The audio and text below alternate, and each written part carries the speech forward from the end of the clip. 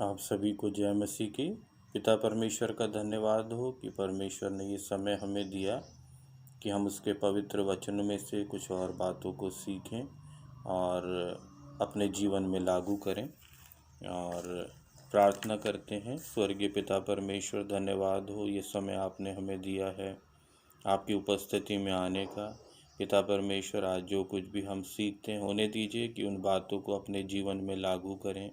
पवित्र आत्मा हम में से हर एक की अगुवाई करिए। धन्यवाद देते प्रार्थना सुनने के लिए। प्रभु यीशु मसीह के नाम से मैं मांगता हूँ, आमीन। एक वचन पवित्र शास्त्र में से हम पढ़ेंगे और निर्गमन की पुस्तक में से, और निर्गमन का 20 अध्याय और पहले पद से 6 पद तक मैं पढ़ूंगा। लिखा है, तब परमेश्वर ने ये सब वचन कहे, मैं तेरा परमेश्वर यहोवा हूँ, जो तुझे दासत्व के घर अर्थात मिस्र देश से निकाल लाया है। तू मुझे छोड़ दूसरों को ईश्वर करके ना मानना। तू अपने लिए कोई मूर्ति खोद कर ना बनाना, ना किसी की प्रतिमा बनाना जो आकाश में या पृथ्वी पर या पृथ्वी के जल में है। तू उनको दंडवत ना करना और ना उनकी उपासना करना, क्योंकि मैं तेरा परमेश्वर यहोवा जलन रखने वाला परमेश्वर हूँ। और जो मुझसे बैर रखते हैं उनके बेटों, पोतों और परपोतों को भी पितरों का दंड दिया करता हूँ।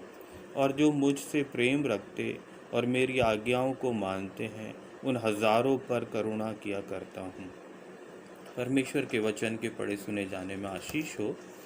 और हम इन वचनों में पढ़ते हैं कि हमारे जीवन में सबसे पहला स्थान परमेश्वर का होना चाहिए।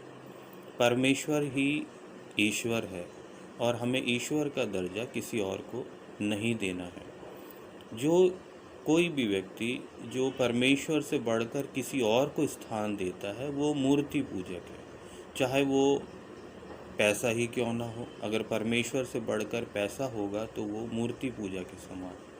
अगर परमेश्वर से बढ़कर किसी का जॉब होगा तो वो मूर्ति पूजा के समान है। और इसी प्रकार से यदि किसी की कुछ आदतें हैं या कोई नशे की बात है या दोस्त हैं या धन संपत्ति है या और कोई भी फैशन हो सकता है, अगर परमेश्वर से बढ़कर ये चीज़ें हुई तो ये मूर्ति पूजा के समान है। और मूर्ति पूजा से परमेश्वर घृणा करता है। परमेश्वर ने हमें मना किया कि हम मूर्ति पूजा ना करें, उसमें शामिल ना हों।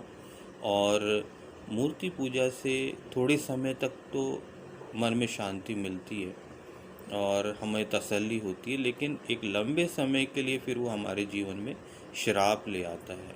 और फिर श्राप के बाद हमारे जीवन को वो मृत्यु की ओर लेके जाता है। तो मूर्ति पूजा का मतलब परमेश्वर से दूर होना। परमेश्वर ने हमें इसलिए बनाया कि हम उसके संगति में रहें, उसकी उपस्थिति में बने रहें। और जब हम उससे दूर जाते हैं तो हम जीवन से दूर जाते हैं। जैसे कि मछली जब तक पानी में है तब तक वो जीवित है, पानी से बाहर उसके लिए मृत्यु हो। वैसे ही हम इसलिए बनाए गए कि हम परमेश्वर में बने रहें, परमेश्वर से दूर हमारे लिए मृत्यु है। तो इस बात को हम देखें। कई बार जब लोग मूर्ति पूजा में शामिल हो जाते हैं और फिर बाद में उनके जीवन में मुसीबतें, आपत्ति विपत्ति ये सारी चीज़ें आती हैं, तो फिर वे लोग ये निर्णय लेते हैं कि अपने जीवन को ख़त्म करें। क्योंकि ऐसे जीवन से वो सोचते हैं ऐसे जीवन को जीने का क्या फ़ायदा।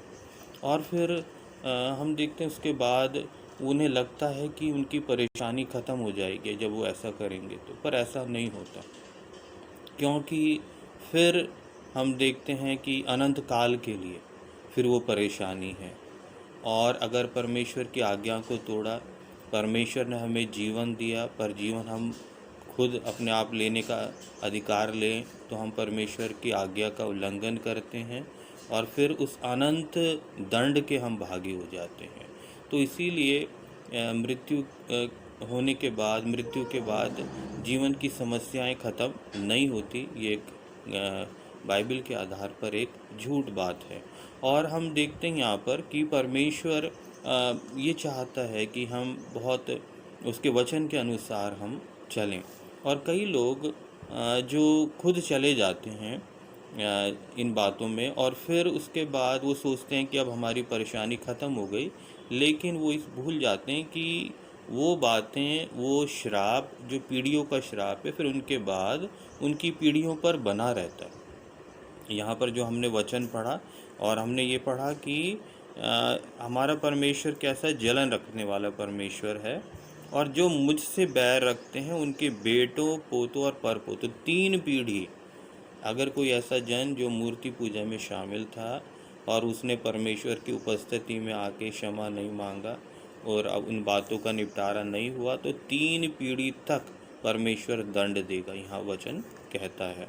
और जब आशीषें देता है तो 1000 पीढ़ी तक आशीषें देता है।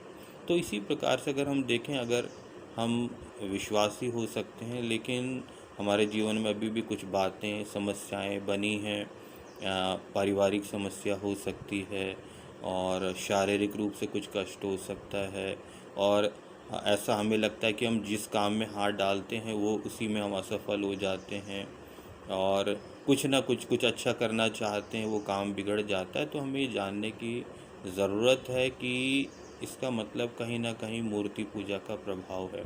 अगर हम मूर्ति पूजा में शामिल नहीं हैं तो क्या हमारे पूर्वज, हमारे पिता, हमारे दादाजी, ये लोग कोई मूर्ति पूजा में थे? यदि थे तो हमें परमेश्वर की उपस्थिति में आके हमें अपने लिए क्षमा मांगना है, अपने उन पूर्वजों के लिए क्षमा मांगना है, और परमेश्वर की उपस्थिति में यीशु मसीह के नाम से उस श्राप को हमें कैंसिल करना है, ताकि वो बातें अब फिर हमारी पीढ़ी में बाद में आगे ना बढ़ें। तो इस प्रकार हम देखते हैं कि मूर्ति पूजा से हमारा आत्मिक जीवन नाश की ओर बढ़ जाता है और बढ़ता है, और हमें यहाँ ध्यान देने की ज़रूरत है कि परमेश्वर नहीं चाहता कि हम मूर्ति पूजा में शामिल हो। एक वचन हम पढ़ेंगे नए नियम से, और प्रेरितों के काम में अगर हम आए तो प्रेरितों के काम का 4था अध्याय, वहाँ पर एक वचन हमें मिलता है पढ़ने को। और प्रेरितों के काम का 4 अध्याय का यदि 12 पद हम पढ़ते हैं तो वहाँ पर एक वचन लिखा है, और मैं आपके सामने उस वचन को पढ़ूँगा, और वो इस प्रकार से है, किसी दूसरे के द्वारा उद्धार नहीं, क्योंकि स्वर्ग के नीचे मनुष्यों में और कोई दूसरा नाम नहीं दिया गया जिसके द्वारा हम उद्धार पा सके। लिखा किसी और के द्वारा उद्धार नहीं है, कोई और देवी देवता का नाम नहीं दिया गया, कोई और चीज़ों का, कहीं स्नान करने से उद्धार या मोक्ष मिलेगा, नहीं दिया गया, या कोई भले काम करने से, इतने लोगों को खाना खिलाने से उद्धार मिलेगा, ऐसा नहीं लिखा। हमारे भले कामों से हम उद्धार नहीं पा सकते। यहाँ लिखा उद्धार पाने के लिए हमारे लिए परमेश्वर की तरफ से एक उपाय है जो कि प्रभु यीशु मसीह है, और हमें उसी उपाय को ग्रहण करना, स्वीकार करना है। उसके अलावा और कोई नाम नहीं दिया गया। तो हम अपने जीवन में यदि हमारे जीवन में हमें ये प्रतीत होता है कि हमारा परिवार, पहले पूर्वज लोग मूर्ति पूजा में शामिल थे, तो हमें प्रभु यीशु मसीह के नाम से पिता परमेश्वर की उपस्थिति में आना है। अपने अपराधों के लिए, अपने पूर्वजों के अपराधों के लिए हमें क्षमा मांगना है, और उस श्राप को हमें अपने जीवन से, परिवार से कैंसिल करना, ताकि वो श्राप हमारे परिवार के बाकी लोगों में आगे ना जाए, हमारे और आगे जो आने वाली पीढ़ी उसमें ना ट्रांसफ़र हो। क्योंकि शैतान आसानी से पीछा नहीं छोड़ता, और वो सिर्फ यीशु मसीह से ही डरता है। तो हमें समय रहते ही परमेश्वर के उपस्थिति में आके इन बातों का निपटारा करना बहुत ज़रूरी है, ताकि इस जीवन में भी हम सुख चैन से परमेश्वर की उपस्थिति में बने रहें, और आने वाले जीवन में हम परमेश्वर के साथ हमेशा के लिए रहने पाएँ।